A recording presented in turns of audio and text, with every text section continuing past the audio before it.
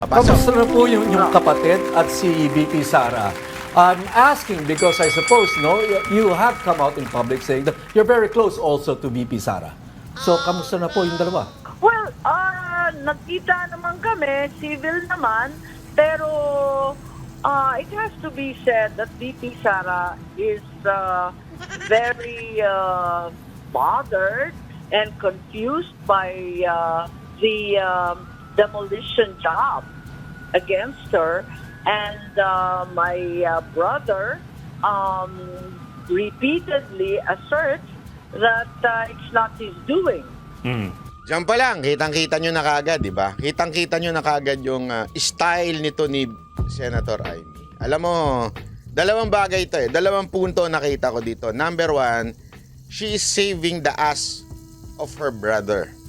Una yun. Okay, kitang-kita nyo naman na halatang-halata yung kanyang leaning pa rin sa kanyang kapatid. Even if minsan pumipitik siya, ganun pa ang pagliligtas. Kaya nga sabi ko sa inyo di mo aalis po yun. Kahit ba may awayan. Alam mo, halimbawa ho kami ng kapatid ko.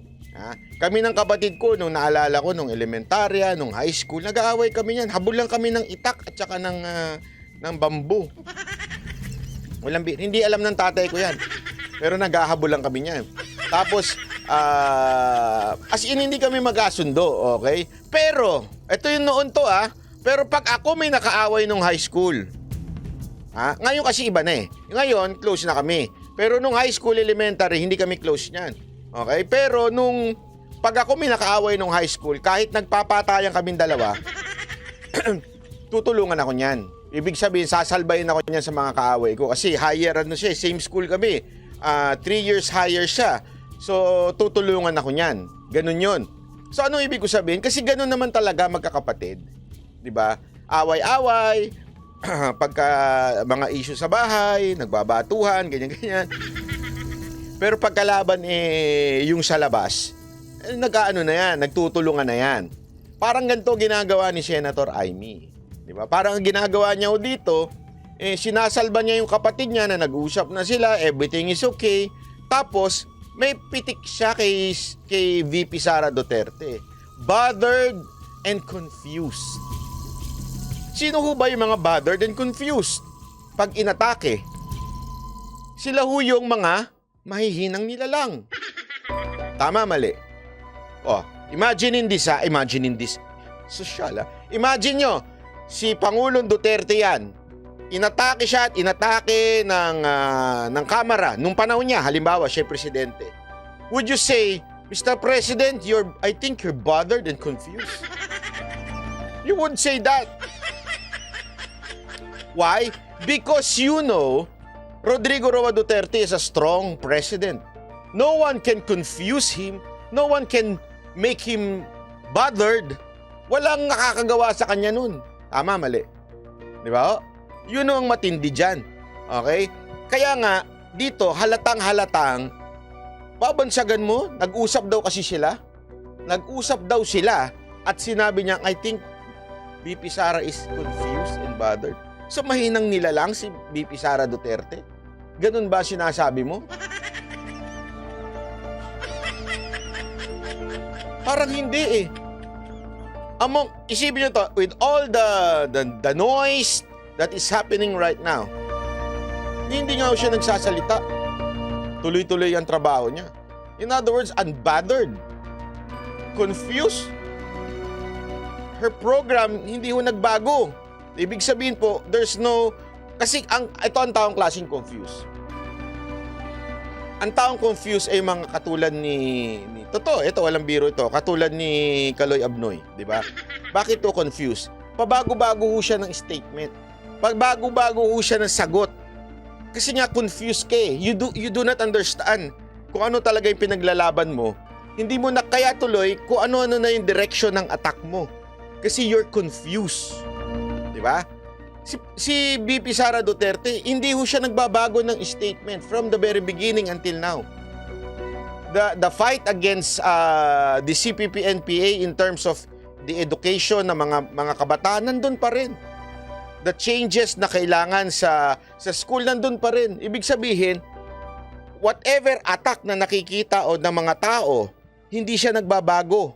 So ano ibig sabihin nun? Hindi ho confused ang tawag dun. Very firm and strong. Why Senator Amy would say that? Tama, mali. Kasi gusto niyang kulayan na mahina si BP Sara Duterte. 'Di ba? O, ulitin natin ha yung statement niya para mas maintindihan natin. O, ito. So, you have come out in public saying that you're very close also to VP Sara. So, kamusta na po yung dalawa?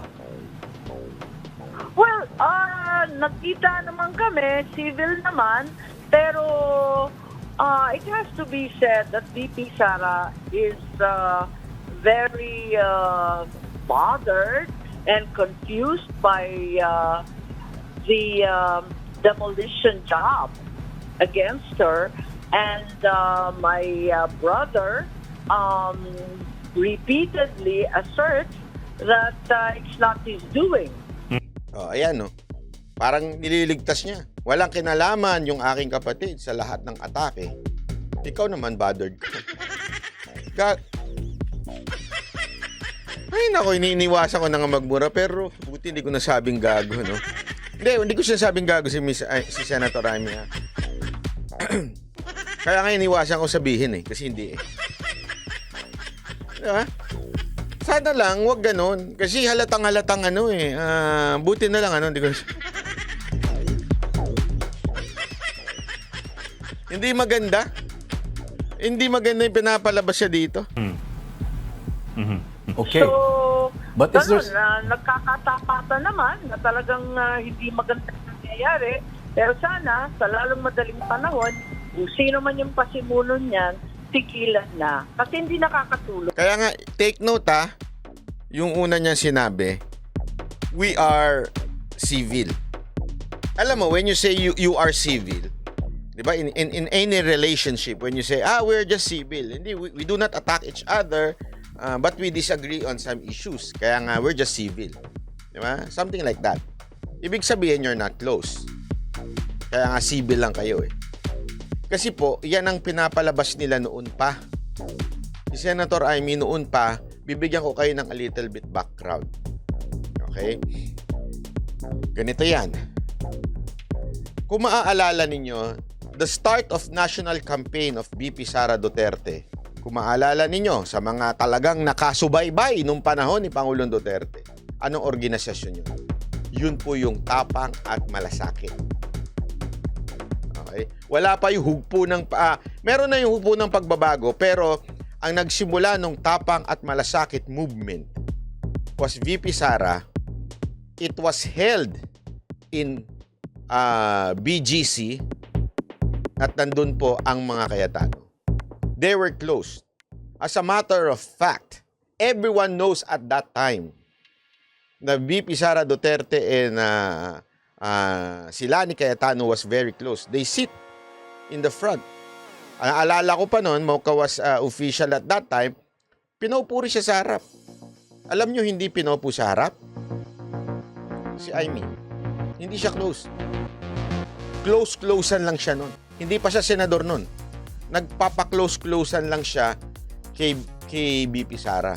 And nagkaroon ng alingas-ngas about the chismis na kesyo may sinabi daw ang mga Cayetano against BP Sara Duterte. And kilala ko kung sino ang nagsulsul sa kanya. No? Kilala ko po. Sulsulerong bakla ho yung nagsulsul sa kanya.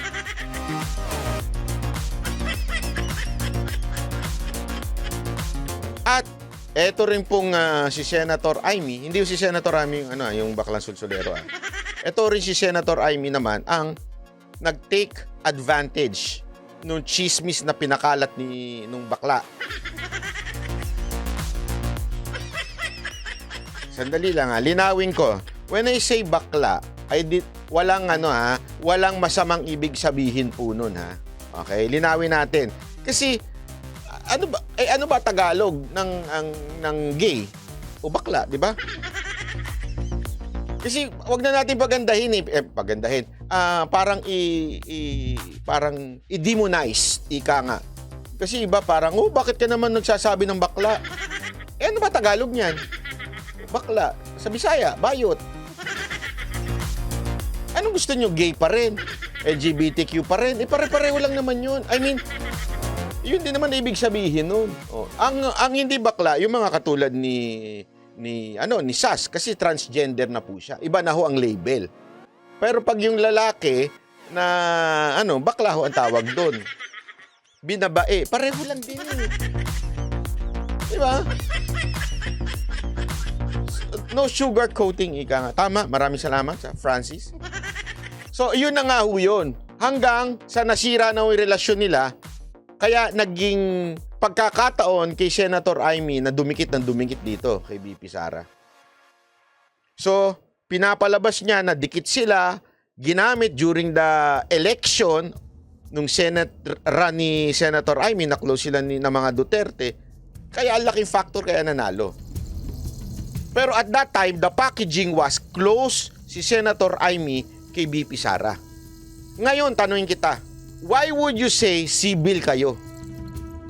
If you were close, or if you are close, why would you say civil kayo? Maybe because there's something wrong. Tama, mali. Kunwari, tanungin kayo, kamusta na kayo ni Boss Dada? Civil kami. Di ba? Isipin nyo. Kamusta na kayo? Civil lang kami.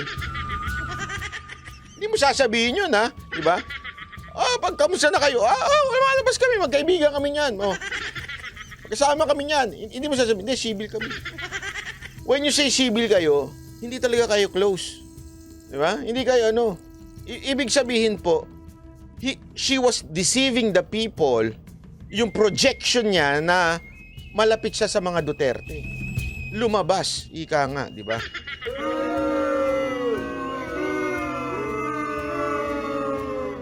Di ba yun ang ibig ko sabihin? Sana, alam nyo, this time, maging matalino na ho tayo. Huwag na ho tayong Kasi kung hindi pa rin po tayo matalino, nagpapabudol pa rin po tayo. Ang tawag ho dyan, ano ho, ali? Tanso.